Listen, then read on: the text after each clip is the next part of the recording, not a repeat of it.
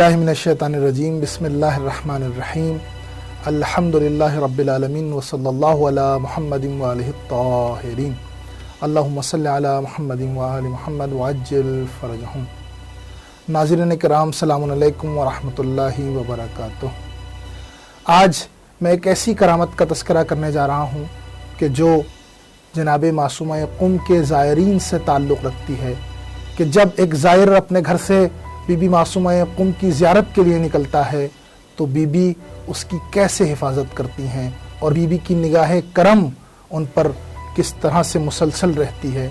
مشہور ہے کہ حجت الاسلام والمسلمین آغای روحانی کہ جو حرم کے کلیددار بھی تھے اور تمام خدام کے رئیس بھی تھے، مکبر بھی تھے، اذان دیا کرتے تھے حرم معصومہ قم میں، اور مسجد امام حسن عسکری علیہ السلام کے پیش نماز بھی تھے۔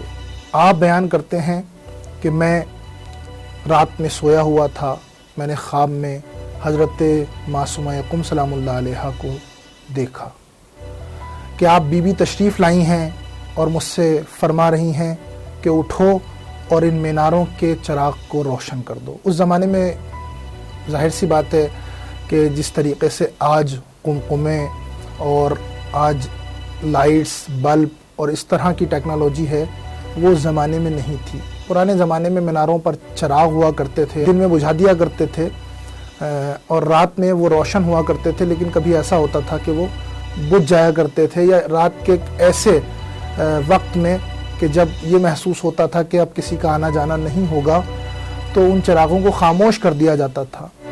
لہٰذا بی بی معصومہ قم میرے خواب میں آتی ہیں اور فرماتی ہیں کہ ان چراغوں کو روشن کرو۔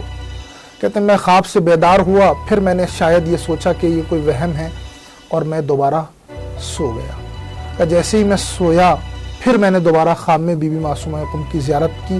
آپ نے پھر فرمایا کہ تم ان چراغوں کو روشن کرو کہ جو مناروں کے چراغ ہیں۔ کہتے ہیں دوبارہ میں نے غفلت کی اور پھر سو گیا، اور تیسری مرتبہ پھر جناب معصومہ قم میرے خواب میں تشریف لائیں، اور اب جو خواب میں تشریف لائی ہیں تو غیظ کے عالم میں ہیں، غصے میں ہیں۔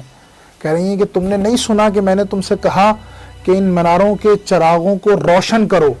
کبھی فوراً بیدار ہوا، اور بیدار ہونے کے بعد میں نے تمام مناروں کے چراغوں کو روشن کیا، اور روشن کرنے کے بعد میں ابھی نصف شب تھی، میں حرم میں رکا بی بی معصومہ قم کے۔ کچھ دیر بعد دیکھا کہ کچھ آوازیں میرے کانوں میں آئیں، اور وہ آوازیں یہ تھیں کہ کچھ لوگ تھے اور یہ کہہ رہے تھے کہ بی بی معصومہ قم کا کیا کرم ہوا، کیا معجزہ ہوا، کیا کرامت تھی۔